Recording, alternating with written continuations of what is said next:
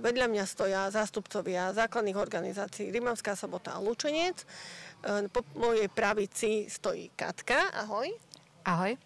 A po mojej ľavej strane sú zástupcovia z Rimavskej soboty, zo základnej organizácie. Poprosím vás vaše mená. Henrieta. A Julius.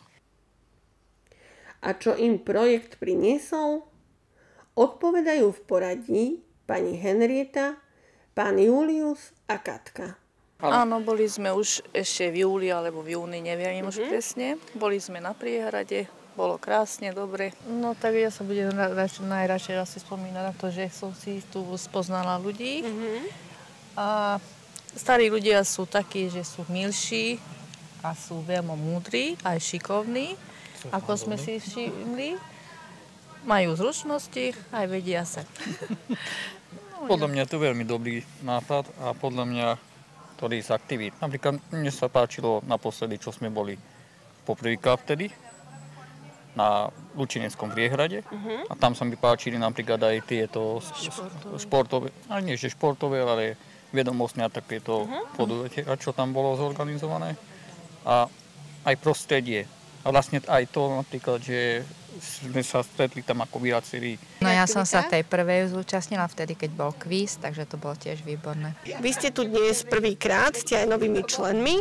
Môžete povedať prosím vaše krstné mená? Jozef. Tereza. No, tak dnes sme tu prvýkrát, takže inak páči sa nám to, sme v peknom prostredí, my sme z Lučenca, takže toto prostredie poznáme. Do Novohradského múzea sme chodili, aj vodili aj svoje deti pri návštevách, takže sme ako rádi, že sme tu. Projekt 2 v 1 bol určený pre členov základných organizácií Únie nevidiacich a slabozrakých Slovenska v Banskobystrickom kraji. Avšak bez lektorov by sa mohol len ťažko uskutočniť. Dali sme preto slovo aj im. Prvou dámou, ktorú sme vyspovedali, je pani Eva Nová, ktorá bola súčasťou projektu v časti Aj zrakáč môže byť tvorivý. V rozhovore nám porozprávala o jej ceste k ručným prácam a o tom, čo jej priniesla skúsenosť pracovať s ľuďmi so zrakovým postihnutím. Učím na Strednej odbornej škole hotelových služieb a dopravy v Lučenci. Tam pôsobím už 32. rok a od malička sa venujem ručným prácam, všetkým možným. A jedno z tých, ktoré som si teraz zvolila, je to makrame. Z toho dôvodu, že sa robí s hrubšími niťami. Je to, ľahko sa to dá naučiť a pre moje klientky je to veľmi vhodné, pretože to precvičuje ako hmat a takisto aj ľavú a pravú mozgovú hemisféru. No, mne sa s nimi veľmi dobre spolupracuje, pretože skutočne chcú a majú z toho radosť, že sme urobili dneska také krúžky, teda akože sme fakticky dorobili už, môžu si to zobrať domov, takže je to, ako si myslím, veľmi vhodné aj pre nich a hlavne pre mňa tiež, lebo sú veľmi milí, ochotní a dobrí ľudia. Dôležitým článkom tohto projektu je Katka, ktorá sa zúčastňovala na aktivitách projektu ako členka základnej organizácie UNSS v Lučenci, ale zároveň sme spolu lektorovali čas s názvom Hodnotová gramotnosť, nakoľko obidve pracujeme v združení Fénix. Ako už v tomto výstupe z projektu odznelo, Hodnotová gramotnosť je autorským vzdelávacím programom združenia Fénix.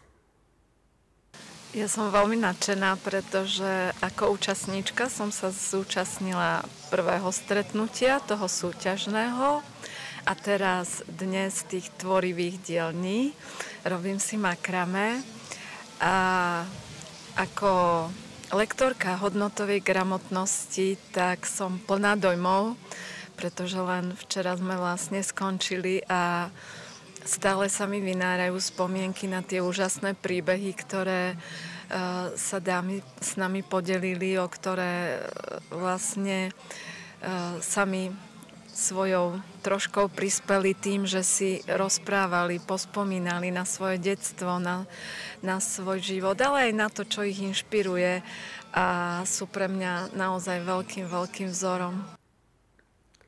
Jarka bola jednou z osôb zodpovedných za celý projekt, patrila medzi organizátorov projektu a spolu s ďalšími osobami pripravila aj časť Buďme spolu, ktorá pozostávala z menších častí s názvom Vráťme sa do školských hlavíc. Aj zrakáč môže byť zdatný a aj zrakáč môže byť tvorivý. Jarka je tiež dlhoročnou členkou výboru základnej organizácie UNSS v Lučenci. Ako a prečo vznikol nápad pripraviť projekt práve s takouto obsahovou náplňou? Ako sa uskutočnil? Tak hlavne chýbala mi taká účasť organizácií iných ako len tej našej a chýbala mi tá možnosť spoznávať sa medzi sebou a preto sme hľadali niečo, ako by sme mohli zorganizovať stretnutia, ktoré by boli atraktívne nielen teda pre členov našej základnej organizácie, ale aj pre členov susedných organizácií. A tak sme sa rozhodli pre pár aktivít, ktoré sme rozdelili do 3 skupín. A teda tou prvou skupinou bol vedomostný kvíz, spojený s občerstvením, posedením, možnosťou porozprávať sa, súťažami pre obecenstvo, ktorými boli vlastne hudobné súťaže. Druhá aktivita bola, teda aby bola trochu iná od tej prvej, bola aktivita športová, športovo zdatná. A tu sme vlastne organizovali v prírode na Lučeneckej priehrade. A vlastne chceli sme tam ukázať ľuďom s zrakovým postihnutím, respektíve ľuďom úplne nevidiacim, že aj oni môžu športovať, môžu si vymýšľať nejaké svoje aktivitky a tiež sa popri tom spoznávať. A teda táto aktivita bola spojená s opekaním špekačiek a tiež potom takou voľnou rozprávou.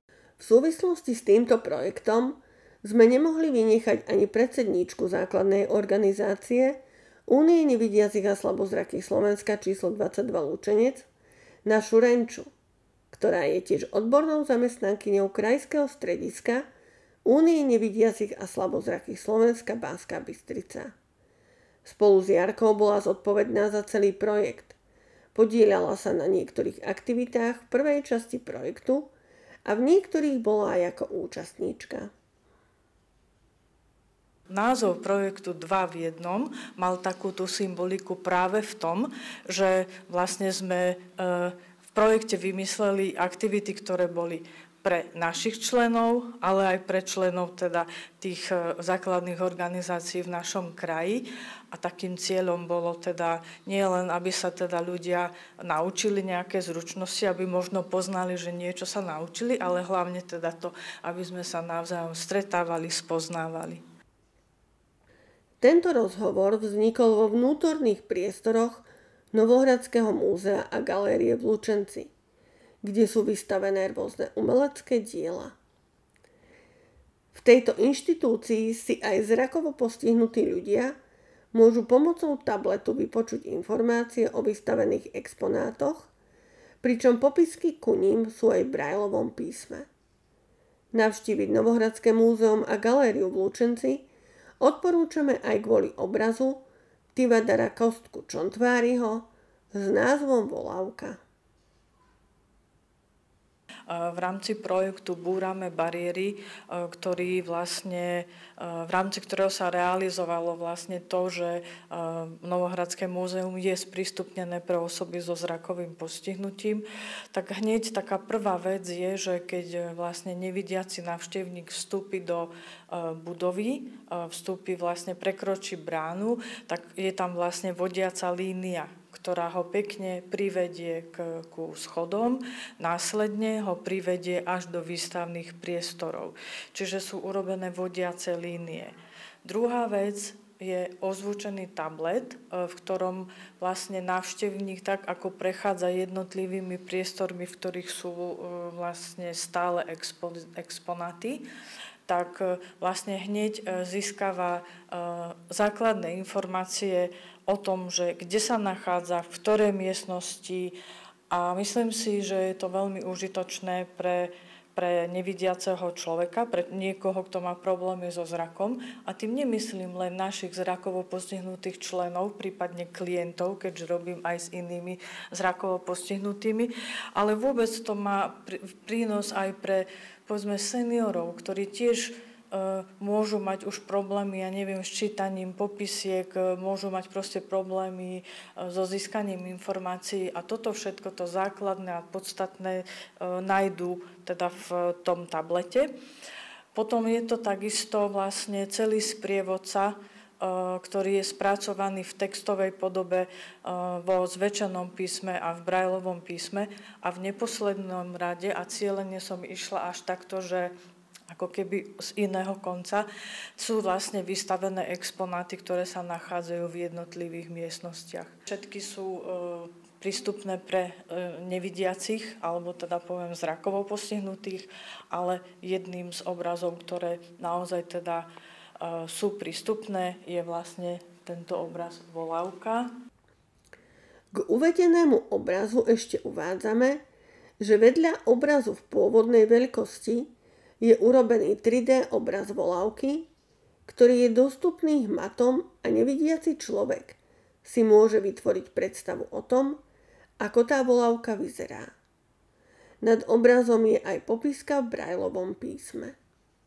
Všetko, čo je urobené v Novohradskom múzeu a galérii v Lučenci, čo sa týka prístupnosti ľudí so zrakovým postihnutím, je zastrešené odbornosťou organizácie Únie nevidiacich a slabozrakých Slovenska, pričom s Novohradským múzeom a galériou v Lučenci je dlhoročná spolupráca.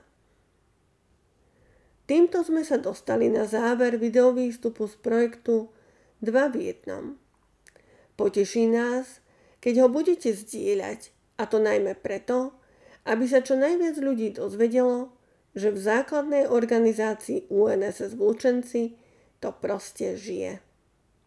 Ďakujeme za pozornosť.